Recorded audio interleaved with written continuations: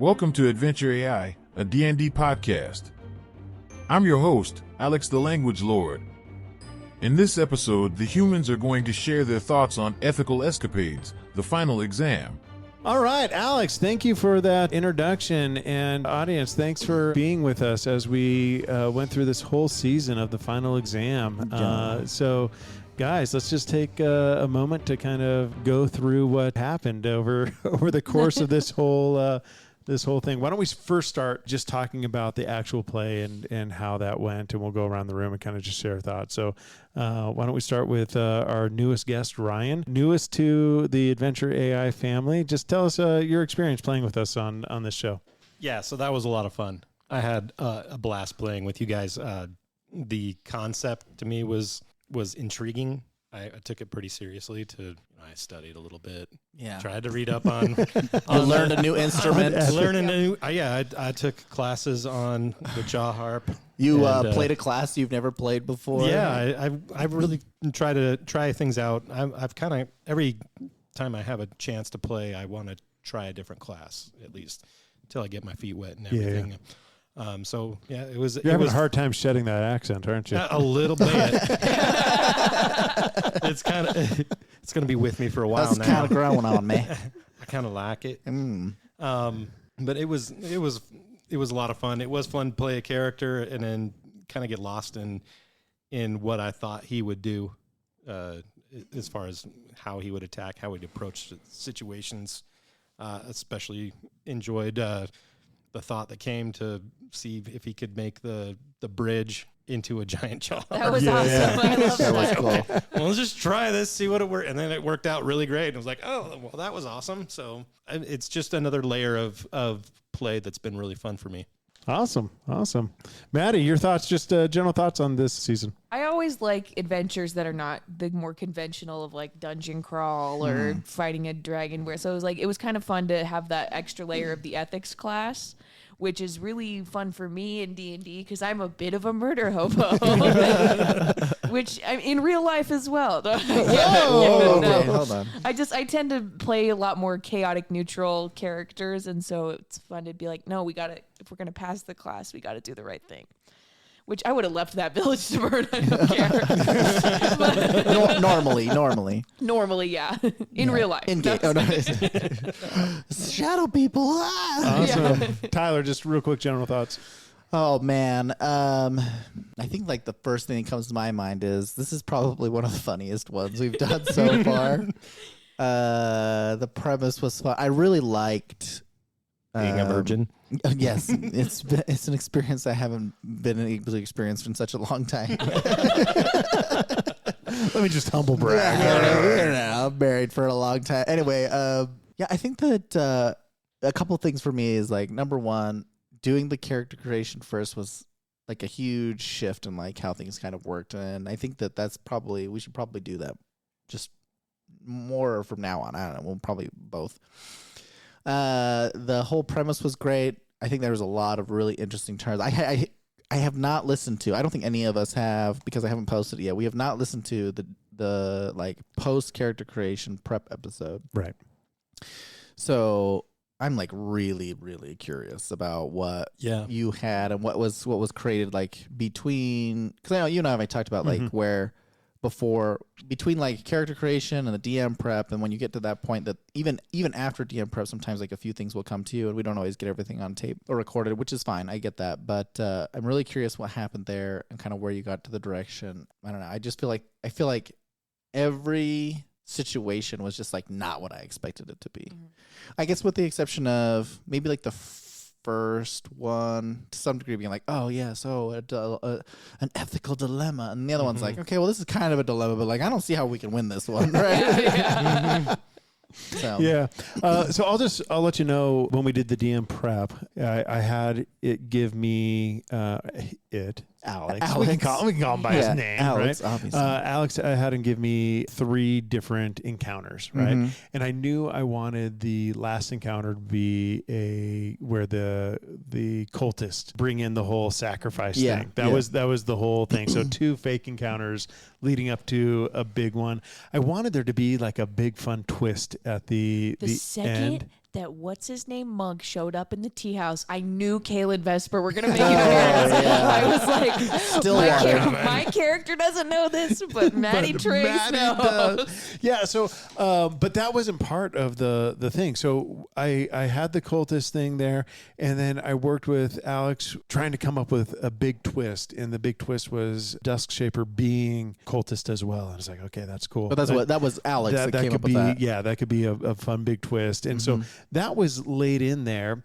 And then I was like, well, I want cultists going along this whole time. So that's where the 3 cultists came up. And then I ended the session with, and we came up with the other 2 ones. But after the session was over, I was like, what can I do?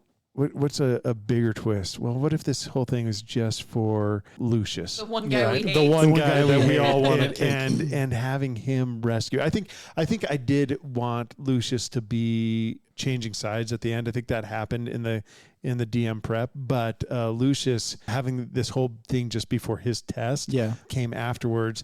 And then I was like, well, what can we do story-wise with the cultists? And it's like, I should bring back Vesper and Kale and Alex. That makes sense. And then I thought about the other stuff, and I was like, what if this whole thing was like, if it's all in the mind, right? What if we're visiting other people that are in their mind right now? And that's when I thought of like Stillwater, like not supposed to be there, but Stillwater's on his own adventure, reading this Book of Shadows, creating things in his own mind palace. And you kind of, during this test, got brought to this other person, which you wouldn't know about, right? It was just another person in this same like plane of existence that you happen to interact with. And then I was like, too bad I can't do anything with Simon. I was like, oh, wait, no, I can. I can do the Reverend and the whole tree thing in the forest. So it kind of like organically worked. And I was like, that pulls from the 3 previous seasons that we did stuff. And so I added all those guys in later, which I think will be fun for the audience as well, who didn't get that in the DM prep. So that's cool. Funny. Where does this fit as far as seasons that you guys so have? This is season 5. I meant more like for you guys as a development of your storytelling and I think, AI. How do you feel like this? Yeah, I think this was in a lot of ways my favorite season so far, although I really enjoyed playing Stillwater. Yes, of course. Well, I guess I should ask as a DM. As an AI DM, I think it was pretty fun. I think what made this great, though, was doing the character creation first and coming up with the academy and that ethical class. Absolutely. I think that made so the whole fun. That was awesome campaign, and I would like to do a lot more in a school setting. I think that's just fun, and a magic school is cool. If I was really DMing this, I would have put more time into the like what would actually happen during the combat at the end. And that one I kind of just blew through, and I was like, this is combat heavy. It's kind of boring. Let's move on and end this. And I knew how I wanted to end it. So if I was actually playing it, I would have let that play out a little bit better. I love being a side character in Lucius' story. I was just thinking we're NPCs now. We are. Like, what's worse, a TPK or to find out you're an NPC? I loved it. Well, especially because with the character creation happening before, it was the players were involved in kind of making the campaign, which is pretty unusual, I think, for D&D. So it is kind of funny that we are like NPCs. Right. Yeah, I'm curious to see. I don't know. This whole thing was just so weird. This final test was wrangling a version. I know. And then choosing not to do that, you passed. Sorry. He passed the test by killing the professor. That all makes sense. Yeah, that all makes sense. He foregoed his grade. Yeah. His possible to save grade. his enemy. What better ethical choice is there? It's true, right? I think what we really learned is that ethics are gray. It's a real gray area. It's real foggy over here. Yeah. No, I think it was really good. I know, Ryan, your first time being on this show. Again, thank you. We always appreciate it, Maddie. Also, you coming back. We also always appreciate you being able to like cater the story to our characters to some degree. Was just, I don't know. I think we just way different than what we had. Tell me this: the 3 encounters. Which one was your favorite and why? Well, as a virgin, not the third one. No. Well, I think for me it was the second one. I see Maddie. I'll say. Yeah. So let's just talk. We all were nodding our heads. So we'll talk about the reasons why. My first thought was not the first one because I didn't know whether or not I did it right, and I get that. Like I was like, oh, did we do the right thing? And then the professor's like writing some things down, and it's like, oh, okay, well, we never find out, right? We never find out if what we did in the first one was actually the best solution, only to find out that actually didn't matter in the end, that what we did in the first one. I'll tell you, the solution to the first one was to not bring back any fruit. Okay. The solution to the second one was to rescue a villager. At least villager? At least one villager. All right, we slayed it. So you guys, I told you we were doing great. You guys passed both, and the third one was to have the test be for you, and it just wasn't. Yeah, I get that. The third one was to be a virgin, so you're the only one who passed. Yeah. Yep. Sorry, but did I really win? But did you really win? No, not in life. So what I liked about the second one was there was like the whole dynamics of like, trying to not die and trying to save other people. I think that was like a little bit more, it was a little easier to be like, oh, okay, well, this is that gray area, as opposed to the other ones like, oh, no, I think like we just don't take a fruit. Then There's just also so many just terrible things that just did not go the way that we anticipated in the second one. I'm just dropping villagers off the cliff. That's my thought. And falling the wrong side. Falling the wrong side. When that happened, I was like, oh, that's how are they going to get out of this? What are we going to do now?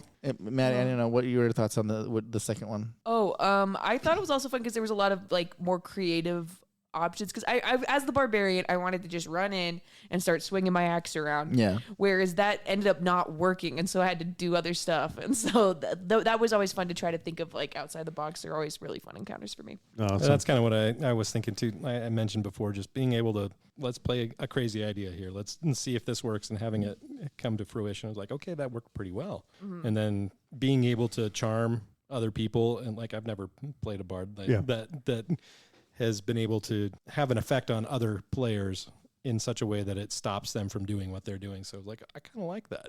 Yeah, it's kind of a fun way to go. And really, the whole like, can the mouth harp break the golden thing? That's just an example of yes and, right? Like that's like that wasn't the solution. You didn't discover the solution. You came up with a solution. It was problem solving at its best, and it's in like, my opinion. Hey, that totally works, and let's go with that. And then why not make sound be the thing that has an effect on the shadow creatures, right? Like the shadow creatures were not fleshed out at all in the prep. Like them eating people and having people inside, that was all just as it naturally happened in the game. So cool. Oh, okay, yeah. Those poor children. Yeah, I know. I mean, I always love it when I can throw a kid. So this encounter was just tops for me. Yeah. There were just a lot of fun little things, I think, that just made that encounter fun. Like you said, trying to save as many as you can and watching them fall. It was like, well, I think you said it best, Tyler, when you were like, killing them is not the same. It's not the same as trying to save them. Failing to save is not letting them die. Yeah, that's what it was. Failing to save is not the same. Yeah, so I was like, yeah, that's true. One thing that you guys never did that I was prepared to do was if you had an ethical question and we're trying to remember the class, I was going to let you roll to see if you could remember from all that studying that I did from the class, and then we'd have Alex make up part of the class, and then you could make a choice based on what you got. Cool. Do you have you had? You were going to have it. I was just going to do it on the fly. Just on the fly. Oh, okay. Yeah, you had something. So if you had a ethical questions like what did we learn in class about this? Well, roll a I did try to use class at one point from what we said. Like, remember this from class? We got to do this. Anyway, any other final thoughts about this episode or this season? Season 5, ethical escapades, the final exam. I think I'm still. Don't let Lucius touch your books. Yeah.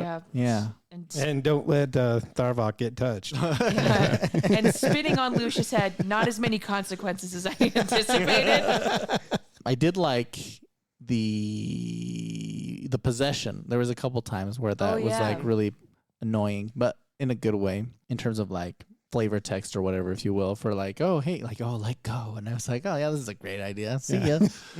That was kind of interesting. Yeah, it was fun to play with the dreams. I made all the dreams about Zephyron, yeah. Yeah, that makes sense since I'm possessed by them. What is your any surprises? What were the biggest surprises in the whole campaign that went like, oh, that's a cool moment. I'm glad we did that. Kalen Vesper always making an appearance is a real treat. I like the double twist at the end too.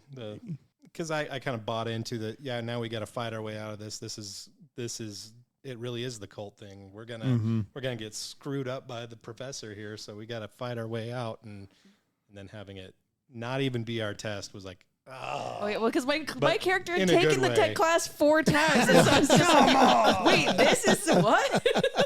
They changed the format of the final every time. It's like everyone else in the class is going to do written today. Yeah, everybody else, and this is just for him. It's because Lucian was he was just such an a-hole the whole time. Yeah. They're like, well, we need to give him some extra test to make sure he's not going to go out doing murder hobo stuff. No, it was good. I think, man, I feel like there was like so many like little twists of just like, oh, that sucks, or oh, that sucks, or oh, that just sucks. The failing rolls is where a lot of the drama and the happens. succeeding rolls though too. While you were trying, like people are trying to kill you. Oh my gosh, you were a slippery guy. That was awesome. Yeah, that was great. That was really good. That was Sometimes very frustrating. It was super frustrating for you, I'm sure. But also like the children popping their faces out of the help me. Yeah. And then their parent dying. That was great. In front of them. Yeah, in front of them. Yeah. Well, now we know it was all fake. Yeah. Any other questions about Alex or AI or anything like that? But I know we didn't use Alex as much in this episode itself in terms of like The actual play. I know, at least I'm guessing some of those things that you had Alex read off were generated by Alex as far as all that stuff was generated by him. That was me just saying, give me a DM script about coming to this room. Yeah. Which I think are always great. Like they're always like real detail oriented and always the kind of stuff that I would miss if I was to do it by myself. Yeah, I don't know. I feel that seems to be our general format with a lot of stuff. It's like we leverage Alex and the AI to be able to be like, hey, let's help come up with something that is just so far away from what we would normally just like think of ourselves, right? Just like the idea of being able to like throw it off and bounce our ideas off this board or whatever it is. Like this would not have been a campaign I would have come up with on my own. Yeah, me neither. No way. So, but a very enjoyable campaign. Oh yeah, for sure, right? for sure. Yeah, but I mean, it might influence. Now, it might influence you, listeners. Your campaign, you can easily have some virgin who's trying to be killed at school during a final or exam. when you play D&D. Or when you play D&D. Yeah. All right. Well, hey, Tyler, Maddie, Ryan, thanks for playing Dungeons & Dragons with us. Alex, thank you very much for helping us come up with a fun story. And audience, thanks for listening. And we will catch you next season on Adventure AI. This concludes Season 5 of Adventure AI. Join us in Season 6 where I, Alex the Language Lord, have a festive adventure waiting for you.